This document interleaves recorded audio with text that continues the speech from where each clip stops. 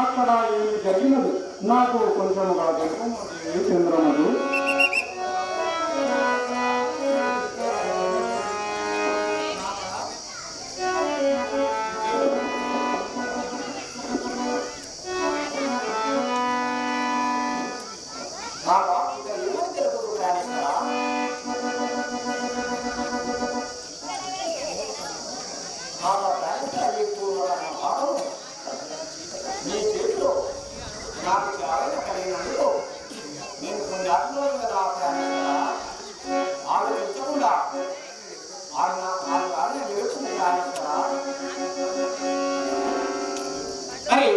అప్పుడు ఆ కాశీరాజు భక్తుడు ఆ చంద్రమతిని తీసుకొని వచ్చి, ఓ వీరదాత, ఈమె మాత్రము ఆ పసిపిల్లగాన్ని తప్పి ఆ పసిపిల్లగాన్ని సొమ్ములను దొంగిలించుకొని పోతున్నాడు.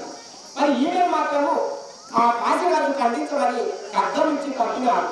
ఈమె శిరస్సు ఖండించమని ఆజ్ఞాపించినాడు అని అప్పుడు ఆ వీరదాసునికి తెచ్చి ఆ ఖడ్గం చేతికి ఇయ్యగా అప్పుడు ఆ అర్జునుడు, ఆ దైవ మార్గని నువ్వు ఏమి చేయదు, నువ్వు మా రాము ఏమిటా దేవి చంద్రమతి, ఇటువంటి పాపము మనకి ఏ జన్మలో చేసుకున్న పాపము ఈ జన్మలో అనుభవించుతున్నాం దేవి.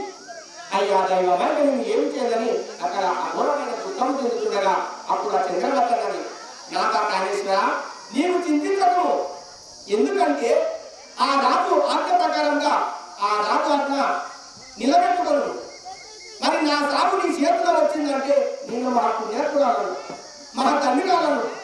మరి ఆ భగవంతుడు నా చావు కూడా నీ చేతిలోనే రాసి పెట్టినాడు. నాకు ఆ కాళేశ్వర ఇక ఇంతకెక్క నాకేమి బాధ్యము.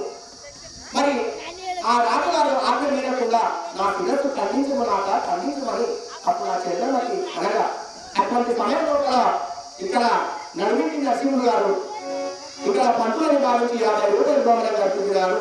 వారి సదాచారములకు ఆ తప్పుడు వచ్చి కాపాడుగారు.